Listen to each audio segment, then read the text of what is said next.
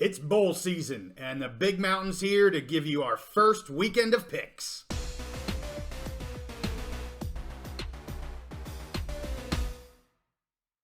College bowl season is back, and we're back on the Big Mountain, where we bring you a detailed focus on the Big Ten, the Mountain West, and all the bowls. Let's do this, Steve. We've been off for a week. We didn't pick last week. Yeah, it's weird. I was lost. Me too. I didn't know what the hell was going on. Right. So we're back at it here. We're going to pick the bowls. We're picking all 6 bowls on the 16th, and we are going to pick every bowl, but for this episode, we're just going to pick those, and we're probably going to be doing more, for those of you that have seen it before, we're going to be doing more than one pick episode a week. We're going to probably do 2 a week, just because these bowls are all over the place.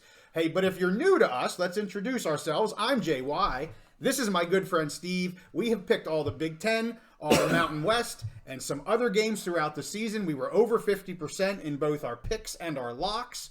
I don't think I'm going to be locking any bowls because it's just too much craziness happening with opt-outs and transfers and all this other crazy stuff. But we're going to pick every bowl because we're crazy guys. Let's do it. We're going to start with the very first bowl on the very first day. We've been waiting for this bowl. Not really. The Myrtle Beach Bowl, Georgia Southern Eagles versus the Ohio Bobcats. What do you got, Steve? Yeah, so let's just get right out of the gate here. I'm going, I know that you've been a fan of Georgia Southern at different times this year. Yep. So I'm going with Georgia Southern to cover 3.5 over Ohio Bobcats in the Myrtle Beach Bowl. What do you think about that? Yeah, so Georgia Southern 6-6, so they eke into a bowl. Ohio 9-3, the better team. But Steve, I know what you're going to say. No starting quarterback in Rourke. Yes. No number 1 running back in Bangura. Yep. No number 1 receiver in Cross. Holy shnikes, what the heck are they going to put on the field? The Ohio D still has good numbers, but they've been playing weaker offensive opponents in the MAC. I mean, that's just the facts. They play weaker offensive opponents in the MAC. And I'm with you. Georgia Southern been a bit up and down, but they can score points. And I'm also taking the Eagles at -3.5. So we agree on our first pick here. Yeah, and when you're a MAC team and you lose, who I think is a future NFL quarterback in Rourke, that's just too. To me, it's just too much to overcome. It's huge. Well, and it's not just him, but it's literally the top 3. Your top 3 starters in each of your playing positions: quarterback, running back, and wide receiver. That's a hard thing for any team to overcome. Absolutely. So anyway, hey, let's go to the next bowl, the R&L Carriers New Orleans Bowl. We've got the Jacksonville State Gamecocks, their first year in FBS, not supposed to be in one, but they didn't have enough eligible teams, so they said, "Come on, boys, let's get you in a bowl here." So the 8-4 Gamecocks versus the Louisiana Ragin' Cajuns, a team that I have followed loosely over the years. They always seem to have a decent offense. They're kind of fun to watch, typically.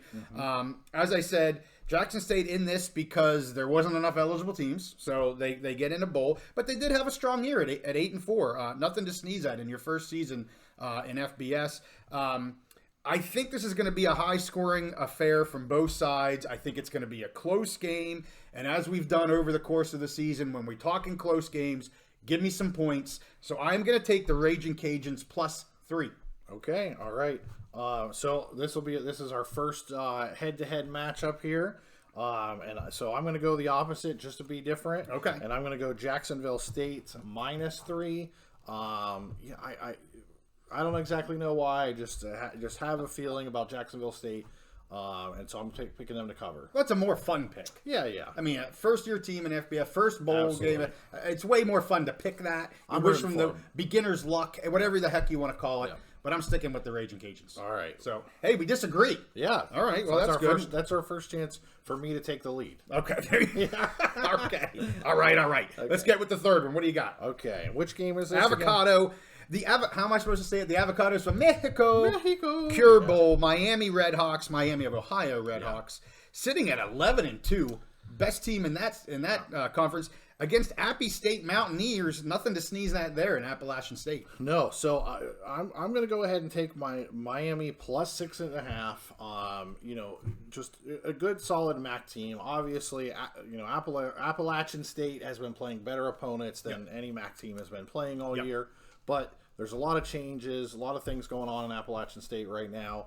I'm going to pick I think Miami just has a chance to come in here and be kind of just a more consistent team, go take care of business. So I'm going to go ahead and take Miami plus the points, Miami plus 6.5. We disagree again, Steve. All right. The Red Hawks, they have a bit of a QB situation. Smith is in the portal. Yep. They've got some secondary guys out that are opting out of this game. I think Appy State's passing game is going to be too much for a shorthanded Red Hawk team to handle. I think if Appy can hold tight on the rush, because the Red Hawks have a very good rushing game. So if they can hold them to field goals and not touchdowns, I think Appy will get the touchdowns. So I am taking the Mountaineers minus 6.5. Okay, all right. So the fourth game, the Isleta. Did you say that right? Isleta? I have no idea. I don't know who these people are. But Isleta, New Mexico Bowl. I know you've been waiting for this. This is Steve's bowl right here. Exactly. Not only is it the New Mexico State or the New Mexico Bowl, but you've got the New Mexico State Aggies in the bowl versus the Fresno State Bulldogs. And look, Steve. Yeah. I'm giving it away. Yeah. I've got my Fresno State Bulldogs. So Aggies coming in at 10-4, had a really good season this year. Just couldn't beat Liberty, when they had them.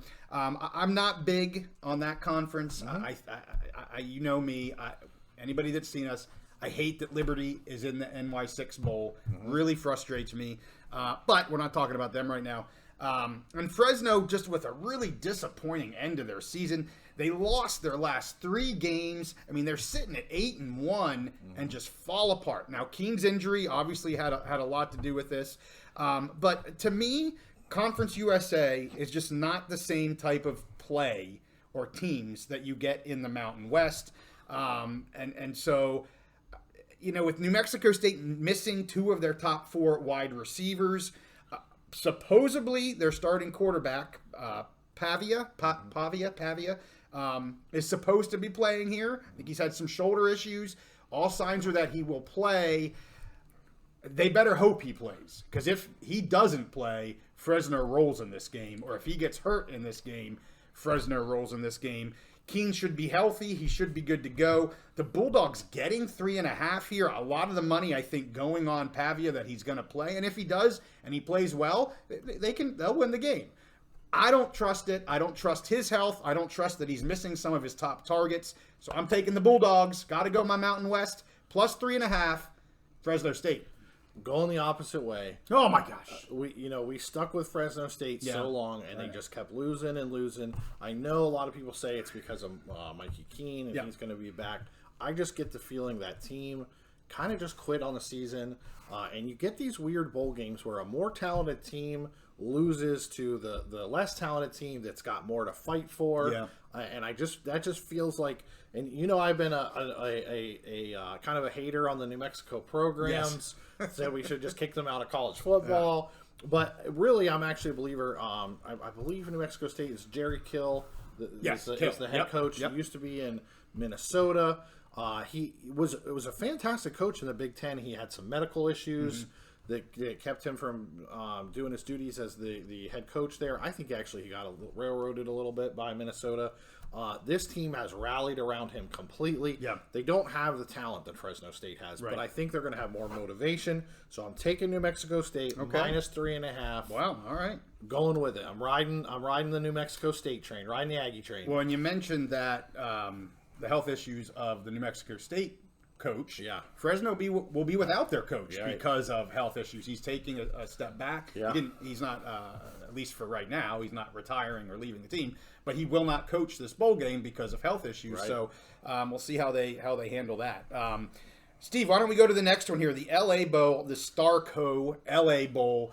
What is it, hosted by Gronk or something silly like that? Yeah. UCLA versus Boise State Broncos, another Mountain West team. I'm getting 2 Mountain West teams here on the very first week of bowl season, or first day of bowl season. You go first. What do you got here? So this, I think this is a really cool, interesting bowl. It's actually, for one of the lower tier bowls, it's actually getting a lot of hype and attention. I think they got what they wanted. I think it should. Yeah. It's going to be in an awesome stadium there, awesome place in LA. With Gronk there, I mean, it's not a party until Gronk shows up. Or me. Oh, yes. Okay. Thank you. So I think I have a feeling we're going to end up going the opposite way on this one again. Okay. Boise without basically a starting quarterback. Yes. It's going to be rough. We were both high on Boise finishing the season. They did a great job to win the Mountain West. Came all the way back. I love that Boise team. Yep. Without a quarterback at all, I think it's going to be rough. I think UCLA is overall the better team. They're losing their starting quarterback, Dante Moore. However, he just was not that good this year. Chip Kelly, I have faith in Chip Kelly's coaching and UCLA did lose some players, but and I think they lost their defensive coordinator, went to USC. Right. But I think overall they just have more talent. I like that coaching from Chip Kelly, and he kept his job. There was rumors that he might be on the way out, but other than Dante Moore, at least, most of the players really bought into what he was doing. I think they're the better overall team as far as roster wise. Even though they didn't finish the season that way, Boise finished much stronger, and we had Boise ahead in the rankings. Right. But I'm going to go ahead and take UCLA to cover 4.5 over Boise. The biggest reason why is just the lack of a starting quarterback for Boise. Yeah, well, so I have similar comments. So UCLA coming in at 7-5, Boise coming in at 8-5 because they had that championship game win. So really very similar seasons in terms of wins, losses. And as you said, Boise's coming in without a quarterback. Green is in the portal, and we've just done an episode where you can go back into our channel. We've done 2 portal episodes. He's now committed to Arkansas, and Madsen is injured. So that they don't have another guy that took a snap in a live game this year other than those 2. That is a huge deal when you're playing a UCLA team. Now, if they were playing, maybe a MAC team or another other 8, as we're calling them, other 8 team, I wouldn't feel as bad. But a UCLA team that's going to be in the Power 2, that's a big task. However, UCLA is losing some secondary players. Now, they're losing secondary players when the team that they're facing doesn't have a starting quarterback. So how much is that really going to play in? They do. Latu, I just saw today, is opting out of this game. Their number 1 stud, middle of just clogging up everything from a pass rusher to a clogging the running lanes. He is opting out of this game, which is huge. Number 1 rush defense in the nation in UCLA, and a lot of it is on. No, I should say a lot of it, but a big part. He of gets it the attention. Is on him. He's the best player. Unbelievable player. So you look at this and you say, okay, Boise State's weakness is at quarterback. Where's UCLA losing players for the most part in their secondary? Can they exploit that? I would say probably not. Right. I mean, whoever comes in and plays, and it sounds like they're going to be playing both quarterbacks here. If they can exploit that, great on them. That'd be awesome to see. I'm not going to bet it because I don't see it happening. What's Boise State's strength? Their running game. What's UCLA's strength on defense? Stopping the run. Yeah. And I'm with you. I just think there's more talent on the UCLA side. When you take out both starting quarterbacks are out of this game, and you go, okay, who has the more depth? Who has the more talent? It's UCLA. And I'm with you. I agree with you. I'm also taking UCLA minus 4.5. I would love to see the Broncos win the damn game as a Mountain West guy. I'm with you. I just think UCLA is going to have too much. So I have a wrinkle that I'd love to see for this game. Okay. And I hope that Boise is working on this. They have 15 bowl practices to work on these things. We have no idea what we're getting out of these quarterbacks. They haven't taken snaps. Nobody has any idea. The coaches have seen them in practice, but no one's seen them in live games. And like you said, they're both going to get an opportunity to play quarterback. What I'm hoping is, and who knows if this will happen, this is just something I pull it out of my brain here. Okay. I'm hoping that they're practicing for a Wildcat scenario. And what would I love to see? Genty lined up as a Wildcat quarterback where he can take it, he can hand off, he can make plays. He's the best athlete on the team. Yeah. So I really wonder if they go with some kind of wrinkle like that. Okay. And that's one way. We're both in agreement. UCLA just a better team, more athletes, whatever. Yeah. But that's one of those wrinkles where if they tried something like that, maybe they could. You almost need a gimmick, and so I'd be interested to see if somebody did something like that. Well, and you bring up Genty. This is a great stage for him to showcase his abilities against the best run defense in the nation. He pops off a couple biggies, and he's already getting the attention. He's going to just get more attention here. A great stage for Ashton Genty in this game. I hope he has a phenomenal game. I just don't see them covering the spread. That's all. So the last one here, we got the Radiance Technologies Independence Bowl. The California Golden Bears sitting at 6-6 versus the Texas Tech Red Raiders, also sitting at 6-6. Little bit of an up and down season, I think, for Texas Tech. And this is like the opt-out bowl of the first 6 bowls. Right. Texas Tech, 15 players, last I saw, opting out. Cal, 9 players opting out. Texas Tech's quarterback Morton should be okay, and he should do fine against Cal's pass defense. And I think Texas Tech just has the overall better defense in this game. So I'm going to go with the Red Raiders. I just think they're the slightly better team. I definitely give them the edge on the defensive side of the ball. So I'm going to take Texas Tech. Usually we say in close games, take the points, but I'm going to go -2.5 for the Red Raiders here. That's my pick. Okay, so I'm going to go the opposite way. Oh, goodness gracious. When I looked on FanDuel right before we went on the air, California was getting 3 full points. Okay. So I don't know how we want to well, I'll go 3. I'll go 3. 3. We'll go 3. If that's, you probably saw it. I saw it early afternoon. So if you've seen it more, I'll go Texas Tech -3. Okay. So I really liked the way Cal finished the season. You know, like you said, both teams are missing a ton of people. Yeah. I really liked the way Cal finished the season. They finished the season strong. I watched a couple of their games. I think they are really, again, these bowl games, a lot of times, you know, both of these teams are obviously affected by opt-outs and people transferring, but a lot of times it comes down to which team is a little bit more motivated, wants to use this as springboard for next year. I see that out of Cal. I like the fact that they're getting the points because it's almost a toss-up game. I think Cal might have a little bit more motivation, so I'm going to go with California +3 as my official pick. All right. Well, Steve, that's 6. We agree on 2. We disagree on 4. We might be kissing our sister. We might be 3-3, both of us here. Who knows? But so yeah, we'll see what happens. And yeah, I'm excited. I'm ready to go. Hey, it's bowl season. It's bowl season. Yeah. I think we got some really good games on Saturday. Yeah. I mean, the LA Bowl really interests me. I'm anxious to see what happens with Fresno State being the Mountain West guy. I think the Appy State Miami game could be a really good game. So I'm happy with some of these matchups. Me too. And I just want to say, I want to throw one thing out there as far as being excited for next year. We talked about this, like the state of college football and what to be excited about next year. Next year, we're going to be picking first round college football playoff games, which awesome. May include. We talked about Boise. It might include a Mountain West team, specifically Boise next year. They get their quarterback situation straightened out with Genty coming back. How cool would it be if we're in this point next year and you get to pick a playoff game, Boise or another Mountain West team playing another team in the first round of the college football playoff with a chance to play for the national championship? I would pick them no matter what. I would put the shirt on. I would say this is a complete Mountain West homer pick, and I would make that pick extremely happily. Imagine if it's Boise at Penn State next year.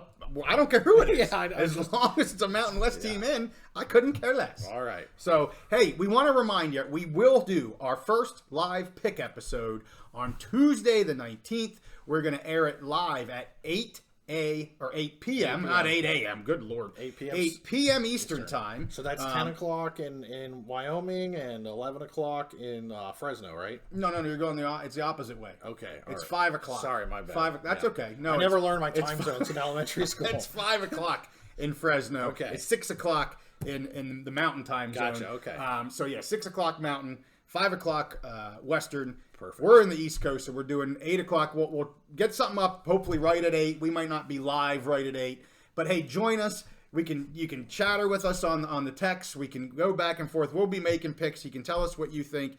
You can razz us a little bit, and afterwards we can maybe just have a little chat session with you guys. Really looking forward. Hopefully it works, to our first live episode Tuesday the 19th at 8 p.m. Eastern time. So with that, hey, we're going to have another Pac-12 update coming out later this week. There's some news about some payments that were or weren't made, and we want to talk about that here for a little bit. We've also had some NIL and transfer portal stuff that we just came out with over the last week or two. So if you're new to the channel, check out the channel. We've got all kinds of stuff, college football. We're going to do in every bowl pick, as we said before. And with that, hey, we thank you for tuning in, and we'll see you next time on the Big Mountain. I'm going to go home and study my time zones. Bye.